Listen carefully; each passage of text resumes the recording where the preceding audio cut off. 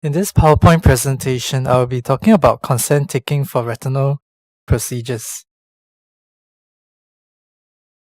So in order for a patient to give informed consent, there are several essential information that you need to tell the patient, and these include the indication for the procedure, what the procedure is in layman terms that the patient can understand, what the benefits of performing this procedure, and what are the risks or complications that may arise from performing this procedure.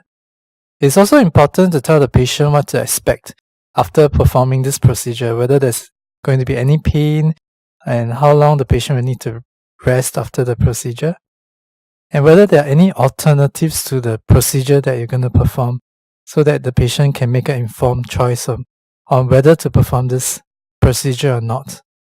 If the patient is a minor or have diminished ability to give consent, for example, elderly patients with dementia, then we will need to inform the patient's guardian or parent or caretaker so that they can give consent on behalf of the patient.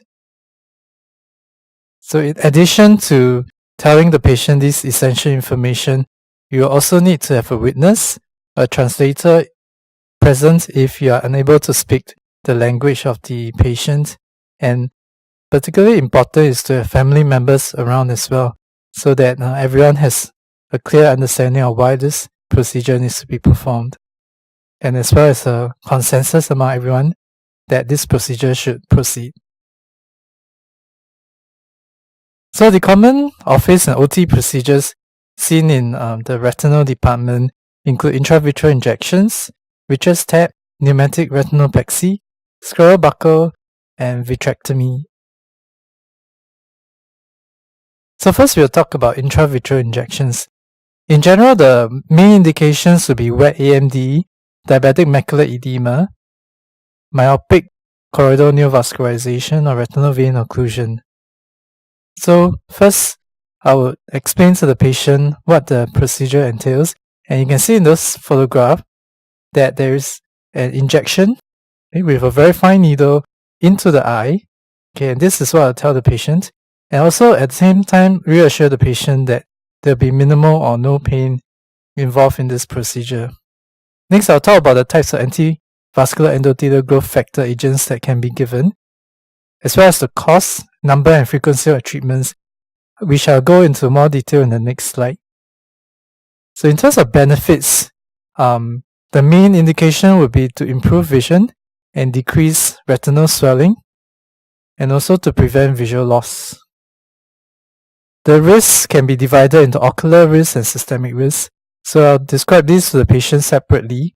In terms of ocular risk, the most common will be subconjunctival hemorrhage, which is common and also benign. So it is wise to tell the patient about this beforehand so that the patient will not panic when he sees a red eye after the procedure. So more serious complications include endophthalmitis, retinal detachment, raised intraocular pressure, and cataract. Systemic risks are very rare, less than 0.1%, and these include cardiac problems, stroke, and GI bleed. So post-procedure, I would tell the patient that there may be increased blurring of vision, which may be due to high eye pressure. This occurs rarely, but if it happens, the patient needs to tell me so that I will be able to perform a procedure, the further procedure to release fluid from the front of the eye to decrease the pressure. And also to tell the patient that some redness is normal, and it will resolve for the next few days, or over a week if there's a subconjunctival hemorrhage. But if there is worsening vision, eye pain, or floaters, then this may suggest a more serious complication and the patient will need to return at once to see the doctor. So I was talking about the types of antivascular endothelial growth factors just now, and there are two broad groups. The FDA approved group will be Lucentis and Eylea, and Avastin is basically open label use. So if you can read up more about the differences between these antivascular endothelial growth factors. But the main thing that you need to tell the patient is that there is a difference in the cost. As you can see, Avastin is the cheapest at $370, and then Lucentis $980 and Eylea $1,380, of which only about 300 plus can be deducted from their MediSave. So this is important to tell the patient. Also that multiple injections will be needed at frequent intervals up to monthly, and the patient may expect to be given 7 to 9 injections in the first year of treatment. It's very important to tell them that multiple injections are needed, because these patients will often come back and say that they have already received so many injections and they're still not getting better. So it's wise to moderate their expectations at the start of treatment rather than later.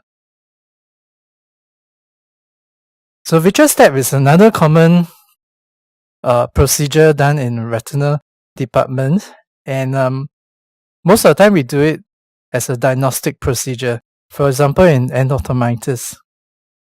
So I'll tell the patient that I'm going to take a small amount of fluid from the back of the eye using a needle, and I'll tell the patient why this has to be done, because the fluid is mainly taken so that we can confirm a diagnosis and also to guide treatment. And the risks are similar to that of intravitreal injection, which could include subconjunctival hemorrhage, vitreous hemorrhage, and retinal detachment. Pneumatic retinopexy is performed in patients with superior rhegmatogenous retinal detachment. So this is an office procedure that's done in the treatment room, doesn't require to be performed in the operating theatre.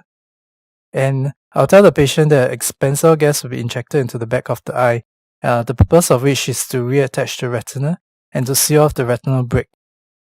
Importantly, you need to tell the patient that there's a need for posturing after the procedure for 10 to 14 days, and definitely no air travel in this when the gas is still in the eye. So benefits is to repair the retinal detachment, avoid visual loss, and risks include subconjunctival hemorrhage, endophthalmitis, cataract, raised intraocular pressure, as well as failure to reattach retina or retinal redetachment. Post-procedure, rarely eye pressure may be increased substantially. So this pressure can be relieved by releasing fluid from the front of the eye. We call this a anterior chamber paracentesis. Some redness is normal, resolve over the next few days, but of course, you need to tell them that if there's worsening pain or worsening vision, then please come back immediately. And also give the appropriate posture advice and try to reinforce compliance. Alternative to pneumatic retinopexy would be to perform surgery, which I'll describe in more detail in the next few slides. So Scleral Buckle is one of the surgeries that we perform for rhegmatogenous retinal detachment.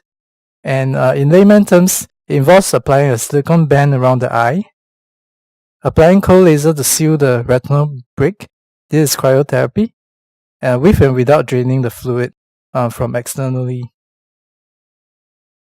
The procedure can be performed under regional or general anesthesia, and this depends on the patient's fitness for surgery, for anesthesia, and ability to cooperate during the surgery. So in terms of benefits, I'll tell the patient that there's 80 to 90% chance of reattachment of the retina. 80% of patients will get 6/12 vision or better if the macula is on. And if the macula is off, then about 30 to 40% will achieve 6/12 better vision after surgery. The risks of Scleral Buckle include redetachment, refractive changes, raised intraocular pressure, and cataract. Alternatives would be to perform vitrectomy or pneumatic retinopexy. What to expect post-procedure? Because there is a 360 degrees conjunctival peritomy, these patients will often feel that will often have eye redness, discomfort, as well as chemosis, but this usually resolves over 2 to 4 weeks. So vitrectomy is another surgery that we perform for rhegmatogenous retinal detachment, but there are other indications as well, which include macular pathology such as epiretinal membranes, macular hole, vitreous hemorrhage, and endophthalmitis. So first explain the procedure in layman terms. And this is for rheumatologist retinal detachment. So essentially we remove the vitreous gel, drain the fluid from underneath the retina, and perform laser to seal off the retinal brick. And this is followed by injection of gas to seal the brick and to tamponade the retina. So very important to tell the patient that there's need for posturing face down after the procedure for 10 to 14 days and that no air travel while the gas bubble is still in the eye. Again, need to tell the patient that this can be performed under regional or general anesthesia depending on the factors that we previously discussed. So benefits are similar, 80% reattachment rate. As well, visual prognosis will depend on whether the macula is on or off. The risks complications with redetachment, cataract, raised intraocular pressure, macular buckle, and endophthalmitis. So after procedure, tell them about the eye redness and discomfort, which is common after surgery but will resolve, and the appropriate posture advice. Thank you.